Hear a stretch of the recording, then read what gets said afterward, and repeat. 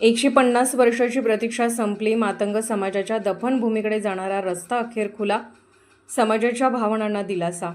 Upper तहसील सांगली कार्यक्षेत्रातील कवठे पिराण मंडळात मातंग समाजाची सुमारे 150 वर्षापासूनची परंपरागत दफनभूमी आहे. मात्र या दफनभूमीकडे जाण्यासाठी आजवर केवळ एकच पाऊलवाट होती. त्यामुळे मृत व्यक्तीचे पार्थिव दफनभूमीकडे नेण्यासाठी ग्रामस्थांना मोठ्या अडचणींना सामोरे जावे लागत होते. अनेक पिढ्यांपासून प्रलंबित असलेला हा प्रश्न अखेर कायमस्वरूपी मार्गी लागला असून आज या दफनभूमीकडे जाणारा 8 फूट रुंद रस्ता खुला करण्यात आला आहे. समाजाच्या दीर्घकालीन भावना आणि मागणीकडे लक्ष देत हा ऐतिहासिक निर्णय घेण्यात आला आहे. या रस्त्यासाठी शेजारील शेतकऱ्यांनी समाजाच्या भावनांचा आदर राखून आपली संमती दिली. त्यांच्या सहकार्याने आणि प्रशासनाच्या पुढाकाराने सर बांधावरून हा रस्ता तयार करण्यात आला आहे. यामुळे दफनभूमीकडे जाणारा मार्ग आता सुलभ झाला असून विशेषतः मातंग समाजामध्ये समाधानाचे वातावरण निर्माण झाले आहे.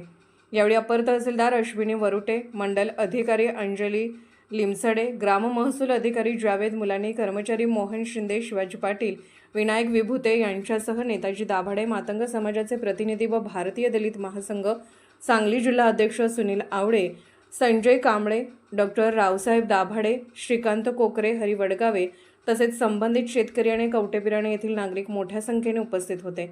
या ऐतिहासिक निर्णयाचे सर्वांनी स्वागत करत प्रशासनाच्या सहकार्याची प्रशंसा केली. दरम्यान अपर तहसील सांगली कार्यक्षेत्रात सध्या पाणंद रस्ते अतिक्रमणमुक्त करण्याची मोहीम राबवली जात आहे.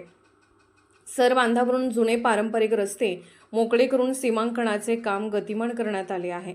त्यामुळे शेतकऱ्यांना त्यांच्या शेतापर्यंत पोहोचणे सोपे होणार आहे आणि ग्रामस्थांच्या वाहतुकीच्या अडचणी दूर होणार आहेत. या पार्श्वभूमीवर अप्पर तहसीलदार अश्विनी वरुटे यांनी शेतकरी बांधवांना आवाहन करताना सांगितले की सेवा पंधरवडा अभियानाचा लाभ घ्या. आपल्या गावातील पाणंद रस्ते अतिक्रमणमुक्त करून घ्या. प्रशासन गावोगावी रस्त्याचे प्रश्न सोडवण्यासाठी कटिबद्ध आहे. कवठे पिराणमध्ये आज झालेला हा उपक्रम समाजाच्या भावनांना दिलासा देणारा आणि गावकऱ्यांसाठी सकारात्मक ठरला आहे.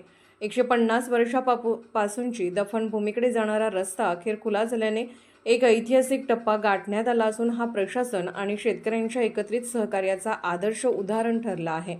अर्थराज्य मराठी न्यूज चॅनलसाठी सांगली जिल्हा प्रतिनिधी स्वप्नील माळी. Mobile number 74 10 10 14 15.